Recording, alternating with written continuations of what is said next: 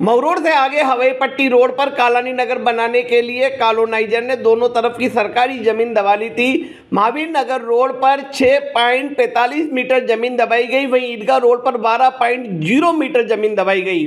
मार्ग अधिकार की इस जमीन पर 50 प्लाट काटे गए, जिसकी शिकायत हुई तो फिर कालानी ने इस कॉलोनी के लिए दोनों तरफ गार्डन छोड़ने का प्रावधान किया और मार्ग अधिकार की जमीन को फिर से दबा लिया। हवाई पट्टी रोड पर कालानी नगर की जब शिकायत हुई तो कॉलोनाइजर ने एक बड़ा धोखा शासन, प्रशासन और साथ ही टाउन एंड कंट्री प्लानिंग को दिया है और चौड़ीकरण के लिए छोड़ी गई जमीन नहीं छोड़ते हुए उस पर भी एक छोटे छोटे गार्डन बना दिए हैं, जिसको लेकर अब फिर शिकायत की जा रही है। जमुनिया कला में सरकारी जमीन दबाकर कालानी नगर बनाने वाले बिल्डर का एक मामले का खुलासा हुआ है। हवाई पट्टी रोड पर बनाए गए कालानी नंबर पार्ट 1 में भी जमीनों का तगड़ा घालमेल किया गया है और मार्ग अधिकार की जमीन को दबाकर प्लाट काट दिए गए थे। उस पर अब गार्डन बना दिया गया है।